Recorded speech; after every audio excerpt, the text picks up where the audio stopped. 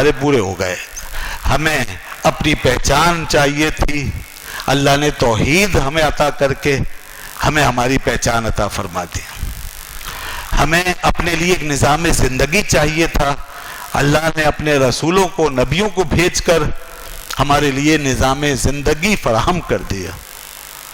اب اس کے بعد ہمیں تیسرا سوال جو ہمارے ذہن میں آتا ہے فوراً، اور یہ بھی فطری ہے کہ اس کے بعد ہمارا انجام کیا ہو.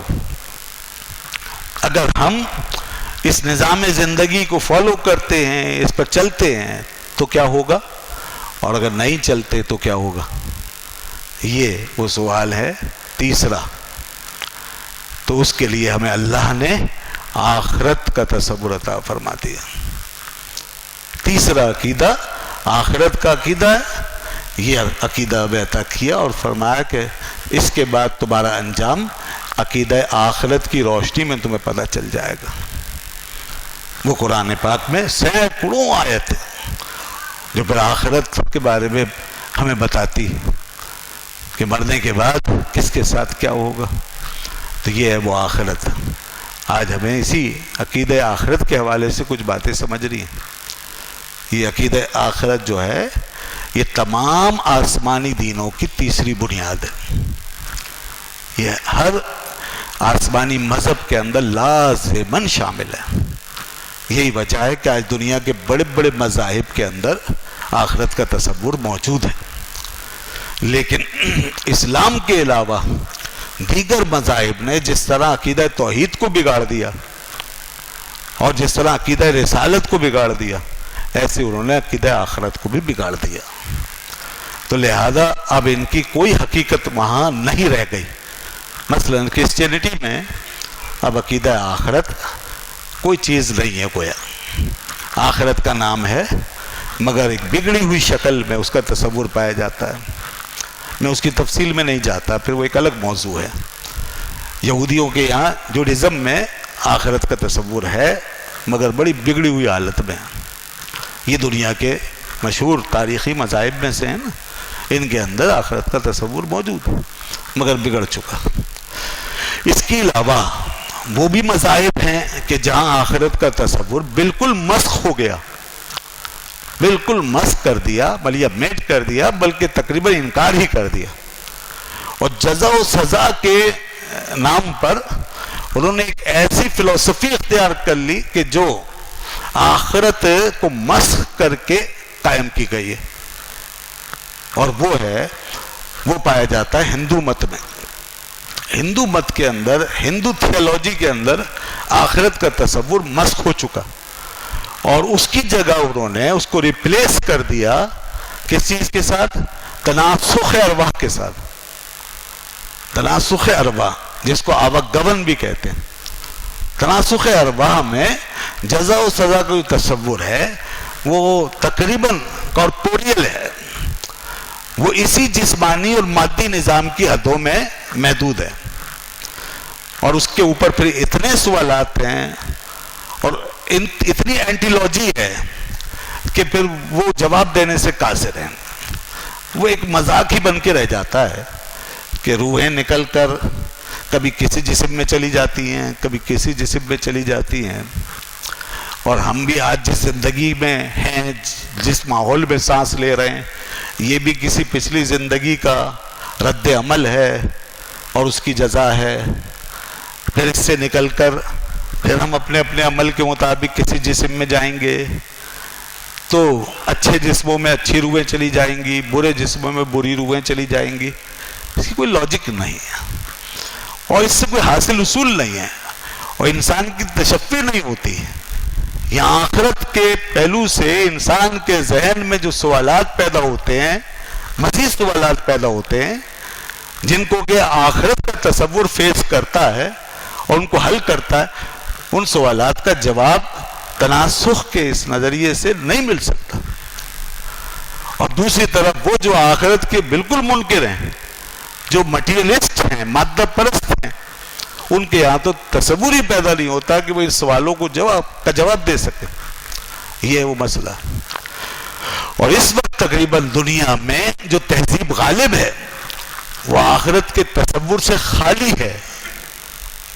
مغربی تہذیب جس کا نام ہے، مغربی معاشرہ، مغربی اقدار، اس میں آخرت کا کوئی تصور نہیں.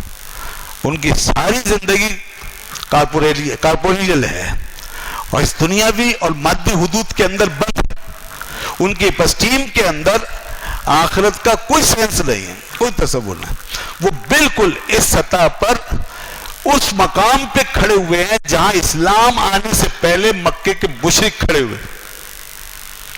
اسلام آنے سے پہلے مکے میں رہنے والا ایک مشرک اور جاہل آدمی، بلکہ ابو جہل، جو کچھ سوچتا تھا وہی آج کی یہ سائنس کی دنیا سوچتی اور سمجھتی.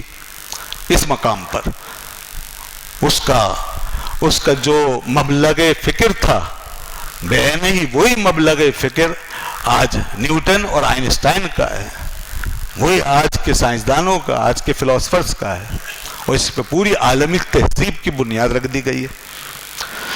وہ یہ کہتے تھے، مکے کے مشرک جو اعتراض کرتے تھے وہ یہی تھا، سب سے بڑی الجھن ان کی یہ تھی، یعنی بڑی الجھنوں میں سے ایک الجھن یہ تھی جس پر وہ بہت زیادہ رد و قط کرتے تھے، بہت زیادہ وہ بحث کرتے تھے، جدل کرتے تھے. وہ کہتے تھے اِذَا مِتْنَا وَكُنَّا تُرَابًا وَعِظَامًا، کہ جب ہم مر جائیں گے اور جب ہم مٹی ہو جائیں گے اور ہڈیاں رہ جائیں گے تو أَإِنَّا لَمَبْعُوثُونَ، تو کیا پھر اٹھائے جائیں گے؟ یہ ہے وہ سوال. وہ اپنی عقل سے یہ بات نہیں سمجھ پاتے تھے کہ ہم پھر اٹھائے جائیں گے. اور کہیں کہتے تھے أَإِنَّا لَمَدِينُونَ، کیا ہم اس کے بعد بھی جزا دیے جائیں گے؟ مٹی ہو کر بالکل ختم ہونے کے بعد پھر ہمیں کوئی جزا ملے گی؟ وہ جیسے دنیا میں دیکھتے تھے کہ جو مر جاتا ہے وہ ختم ہو جاتا ہے، اس کا قصہ تمام ہو جاتا ہے، اس کے ساتھ کوئی نیکی یا بدی نہیں کی جا سکتی، اس کے ساتھ کوئی اچھا یا برا سلوک نہیں کیا جا سکتا. اسی طرح وہ سمجھتے تھے کہ دنیا کا نظام یہ جب ختم ہوگا تو پھر سب کچھ ڈھیر ہو جائے گا، فنا ہو جائے گا. انسان مرنے کے بعد اسی طرح فنا ہو جاتا. اس لیے وہ کہتے تھے ذالک رجعٌ بعید، یہ بہت دور کی کوڑی ہے جناب، یہ ہماری سمجھ میں نہیں آتا. ذالک رجعٌ بعید، یہ بعید ہے، یہ بات نہیں ہو سکتی کہ کیسے لوٹیں گے لوگ، کیسے زندہ ہوں گے. یہ تھا ان کا سوال. وہ اس کو محض اپنے حواس، اپنے مادی علم، اپنے ظاہری تجربے کی بنیاد پر رکھ کے سمجھنا چاہتے تھے. یہ کیسے ہو سکتا ہے؟ ہر چیز کی حقیقت ہمارے حواس یا ہمارے ظاہری تجربات کے اندر نہیں سما سکتے. دنیا میں علم کی اور حقیقت کی ایسی کوئی تعریف نہیں ہے کہ جس کے لیے یہ کہا جائے کہ جو انسان کے حواس میں بند ہے، محدود ہے، وہ حقیقت ہے. جس کا انسان تجربہ کر لے وہ حقیقت ہے. ایسی کوئی حقیقت دنیا میں آج تک ڈیفائن نہیں کی گئی، بلکہ انسان نے جو کچھ پایا اس کو حقیقت سمجھا، اور اس کے علاوہ جو کچھ نہیں پایا اس کے لیے سائنس اس بنیاد پہ کھڑی ہے کہ کوشش جاری ہے، کوشش جاری رہنی چاہیے. جو کچھ ہم نہیں پا سکے اسے کبھی پا لیں گے. اور یہی وجہ ہے کہ دریافتوں کا سلسلہ جاری و ساری ہے. مگر اس کے باوجود آج کی اس سائنسی فکر کے دنیا میں، پوری دنیا میں رائج ہو جانے کے باوجود، اور سائنس اور ٹیکنالوجی کے دور میں داخل ہو جانے کے باوجود، اور جدید فلسفے کو ایکسپٹ اور تسلیم کر لیے جانے کے باوجود، پھر اتنا غیر سائنسی رویہ، پھر اتنا غیر علمی رویہ آخرت کے بارے میں، مذہبی حقائق کے بارے میں، مابعد طبیعت کے بارے میں، یہ ناقابل فہم ہے. جب آپ اپنی نہ دریافت شدہ حقیقتوں کو کا انکار نہیں کرتے تو پھر ان حقائق کا انکار کس بنیاد پر کر سکتے ہیں جو اللہ نے بیان فرمائے، جن کو مذہب پیش کر رہا ہے. جب آپ یہ مانتے ہیں کہ بہت سی حقیقتیں ہمارے علم اور ادراک سے باہر، اور بہت سی چیزیں ہیں جو اب تک ہم نے دریافت نہیں کی ہیں، تو آپ ان کا انکار نہیں کرتے، تو پھر مذہب سے کیا دشمنی ہے کہ یہاں آ کر ایک scientific approach non scientific approach بن جاتی ہے. یہاں آ کر ایک علمی رویہ غیر علمی رویہ بن جاتا ہے. یہاں آ کر ایک علم والا ابو جہل بن جاتا ہے. یہاں آ کر اس علم کے دور میں سانس لینے والا دور جاہلیت میں پہنچ جاتا ہے. فوراً چھلانگ لگا کے دور جاہلیت میں جا کے کھڑا ہو جاتا ہے اور وہ یہ کہنے لگتا ہے کہ یہ نہیں ہو سکتا. یہی بات تو ابو جہل اور ابو لہب کہتے تھے. ذالک رجل بعید، یہ نہیں ہو سکتا. یہ ہے وہ چیز.